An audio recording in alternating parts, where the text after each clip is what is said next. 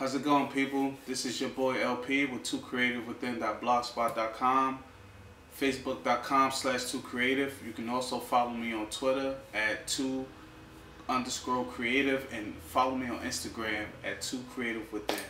Got some good stuff, man. I'm building, I'm developing, and it's coming along very well. I want to give a big shout out to all the people who show love on my videos, who comment on my work. The love is I can't explain it, man. It's tremendous. I want to give a big shout out to you guys, and because of you guys, I've just reached 500 subscribers on YouTube. That is freaking amazing. Check it out.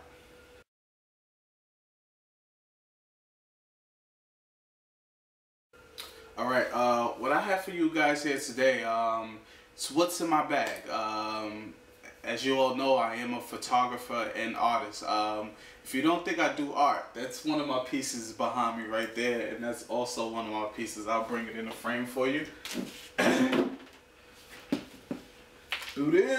See that? I do airbrush and acrylic. I do acrylic painting, and I also airbrush. So that's some of my work. Just wanted to throw that out there.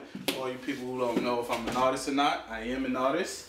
But yeah, so basically I want to show you what I have. I'm going to run through it pretty quickly. I don't want to spend too much time on any one item in particular. If you guys have any questions, please feel free to leave them in a comment, and I'll answer them. I will definitely respond.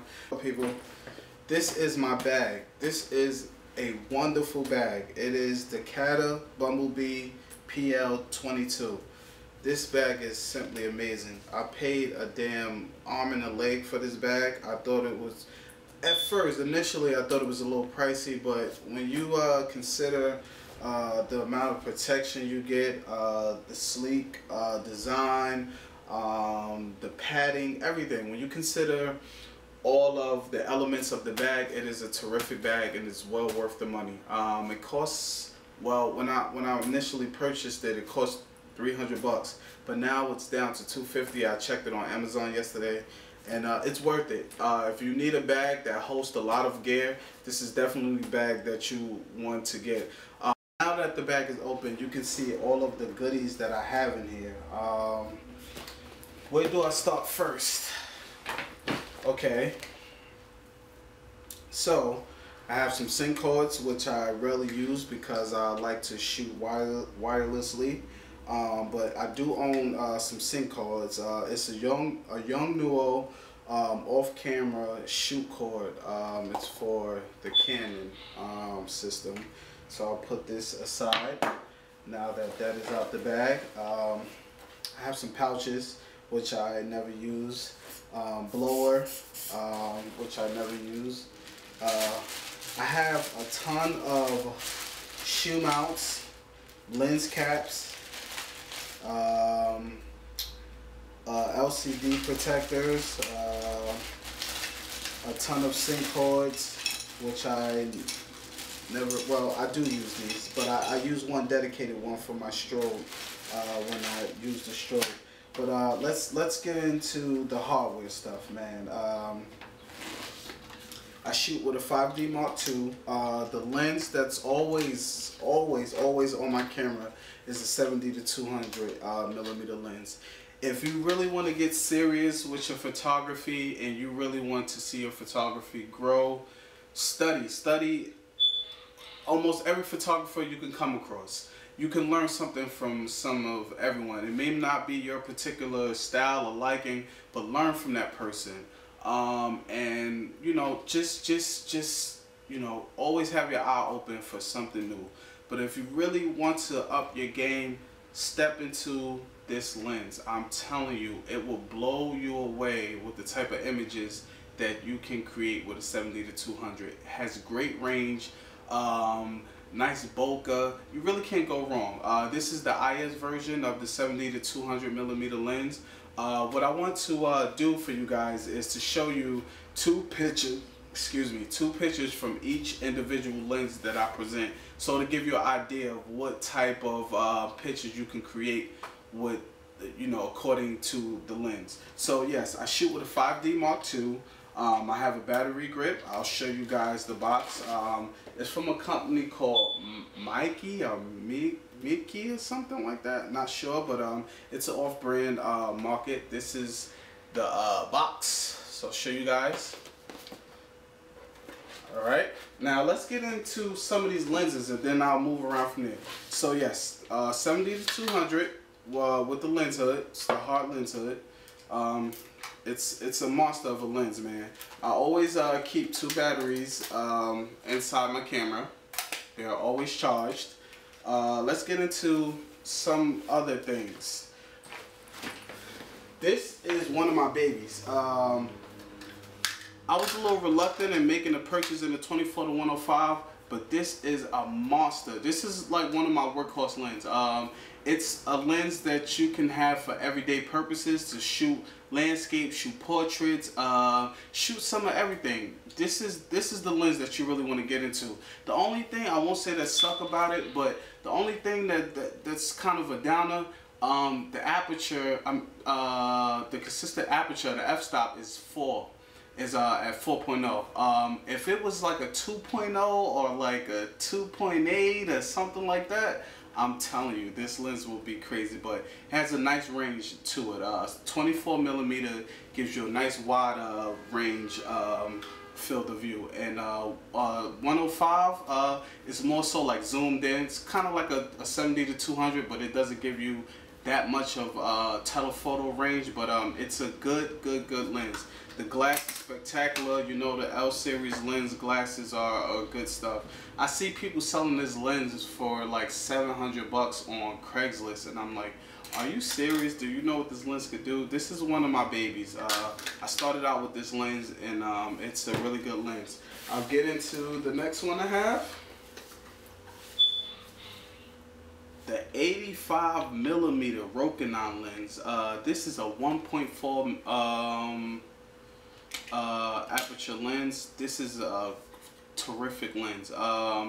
It gives you nice telephoto range with this lens. The bokeh is crazy on here. This lens is good for both video and photography. It is a manual lens, so you would have to manually focus, you know, to get your picture in order. But it's a lens that you really want to take a look at. This lens goes for about 300 bucks. It's worth the money. Check it out, 85 millimeter Rokinon lens, and it's all Canon. I paid $1,100 for the 24 to 105. Let's dig in the bag and get what else is in there. This is another workhorse. This is the 50. It's the prime. It's also a prime. The 50 millimeter lens. The bokeh, once again, is crazy. It's fast, sharp. It's just a great lens to have. I don't know no photographer who doesn't own a 50 millimeter lens. Any serious photographers anyway. This is a lens that you definitely want to pick up. It is manually focused and autofocus. I mostly shoot autofocus with this lens. Let's dive in and see what else we got. Okay, this is another baby of mine. I became a fan of Rokinon. They're a really good brand, man. And this is the 14 millimeter Rokinon lens. This is a 2.8 aperture. It's a great lens, great for like landscapes. I did some portrait work with this lens, believe it or not, and the photos came out phenomenal. I'll show you some pictures with the example. I'll show you some examples I took with this lens. It's a really good lens, man. It's super wide, like you wouldn't believe the range that you get with this lens. It's truly incredible. I think you guys will have fun playing around with this. Also, it gives you a nice perspective. Like if you're shooting like at a building that's like at a corner or at a point, it gives you this nice like depth and perspective. It's just a phenomenal lens. I'll show you guys. You'll see examples from each one of these lenses. at the end, some point of the video, I'll show you guys. So altogether, I have 5 lenses, 14 millimeter, 24 to 105, 85 millimeter, 50, and I have the workhorse, the 70 to 200 millimeter. Got that. Have a few of those. I also have some step-up adapters. I also have some collapsible rubber lens hood. These things are relatively cheap. It's like $5, and it gives you 3 points of protection when you're shooting. I don't tend to use these much because I don't know. I won't say it's a hassle, but it's kind of like up in the air about using them. But I have a 58 to 77 millimeter step-up adapter on here, so I can throw this baby on a 50 millimeter like so, and rock out. Makes the 50 millimeter look cool. I can't tell you that though. You see that? And it's also a neutral density filter attached to the step-up adapter. I also have a few. I own a few neutral density filters. These things are cool when you're doing a lot of outdoor shooting. You know, to balance out all of that brightness and to keep, you know, keep all that light down. It's just too much damn light. So yeah, I got that. Let's get into this stuff. I own 2 580EX flashes.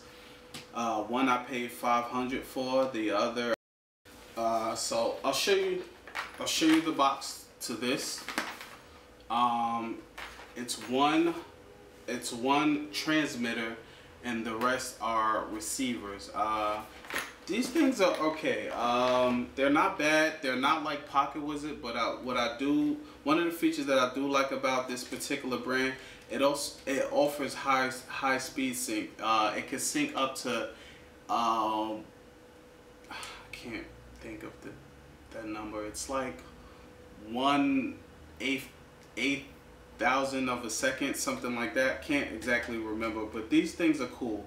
You can use them to trigger not only your flashes, but you can use them to trigger your strobes with these guys over here. You know, they come with 2 sync cords in a box, and this ran me about $250. I'm a previous owner of Pocket Wizard. Pocket Wizard is a fantastic brand, but it's just too damn pricey. To own a set like this of Pocket Wizards, it'll run you about close to $1,000. What I really like about these things, you can use either one of these for both for transmitter and receiver. So I can literally put this on here, put the sync cord into the camera, and use this, turn this on and use this to trigger the camera, and vice versa, you know. So these things are really good. It's a bang for a buck. If you're like on a budget, definitely you want to consider using the Yongnuo RF603 wireless triggers and transmitters. Remember, they're both transmitters and receivers, so these things are great. I haven't used too much of these. I just picked them up not too long ago. I sold my Pocket Wizards on eBay, and I picked these up. I want to use them more. I'll get them more in depth maybe in another video somewhere along the line. But yeah, that's pretty much all the gear that I have. I have a backup battery thing. I don't know where the hell the rest of the batteries go, but this is the backup battery case to the battery grip. But yeah, here go the Yongnuo boxes. 2 come in each box. It's cool, man. Good stuff. So yeah, this is my gear. Have some wireless transmitters and receivers. Have 2 brands backup. Got 2 580EX flashes. Got the 70 to 200, the 85 millimeter lens, the 24 to 105, the 14 millimeter, the 5D Mark II, the battery grip. I also have a Pelican case with all of my memory cards in it, and I know some is missing, but I have a 32 gig, I have a 64 gig, which is in my camera right now, I believe. I want to believe it's in there. 64 gig, I got a 16 gig, and I got a 2 gig. I pretty much use this all the time. It's pretty reliable stuff. Yeah, so I got that. the 50mm. Don't want to forget to include that. Have some lens hoods, extra batteries, some sync cords. I have a lot of sync cords. You know, got all the goodies. So all this stuff fits in that bag right there, and it's a perfect fit. I want to make a video talking about the light modifiers that I use. I have a lot of great stuff, and I didn't spend a lot of money. Don't get me wrong, photography is a very expensive hobby. If you plan on going into photography, be prepared to spend some money. But you know, I have some great alternatives to, you know, all of the gear out there. So stay tuned for that. It should be cool. I have a lot of cool stuff to show you guys. I'm sure you'll be interested. I'm sure you'll have questions, and I'm sure it'll be useful for you guys. So stay tuned. But yeah, once again, my name is LP. I go by the name of LP. My real name is Lorenzo Pickett. But yeah, go by the name of LP. You can check me out. My line of work is just, if you just search Too Creative Within, I'll come up. You know, check out my blog, toocreativewithin.blogspot.com, my Facebook, facebook.com/toocreative, Twitter, Instagram, my YouTube channel. I even have a Vimeo. So if you go on there, just search Too Creative Within and I'll come up. Thanks so much, people. You guys make my day, and I appreciate all the love. Peace out. Stay tuned.